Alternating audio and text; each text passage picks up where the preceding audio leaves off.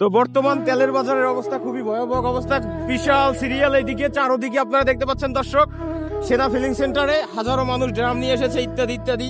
তো এখানে অনেক ভুক্তভোগীরা দাঁড়িয়ে আছে যারা তেলের জন্য আসছে। আমি যে একজন ওস্তাদের সাথে কথা বলি। আসসালামু আলাইকুম ওস্তাদ। তেল নিতে আসছেন? তেল তো নিতে আসছি, আরো 5 ঘন্টা হয়। 5 ঘন্টা যাবত? 5 ঘন্টা যাবত আমার গাড়িতে মাল লোড করা আছে, কিন্তু দুঃখের কথা কি বলবো, আমরা কোন দেশে বসবাস করি এবং কোন দেশে মানে মন চাইতেছে দেশের বসবাস না করতে। আমাদের লজ্জা লাগতেছে এখন যে তাহলে সিরিয়ালে আমাদেরকে ঘন্টার পর ঘন্টা দাঁড়াই থেকে আবার টিপে যাওয়া লাগতেছে। যে জায়গায় আমরা 2 ঘন্টা ঘুমাইতে পারতাম ওই জায়গায় আমরা 2 ঘন্টা এখন আর ঘুমাইতে পারতেছি না। ওই 2 ঘন্টা আমাদের রাস্তায় গাড়ি চালানো লাগতেছে, আমরা ভোগান্তির মধ্যে আছি। এই ভোগান্তির কথা না বললে আর নয়। হ্যাঁ, তা অবশ্যই ঠিক। যাক, সরকার আপনাদের জন্য কিছু একটা করবে, সরকারি ভাবে তেল দেবে। সরকার কি করবে ওটা তো আমরা বোঝা শেষ আমাদের।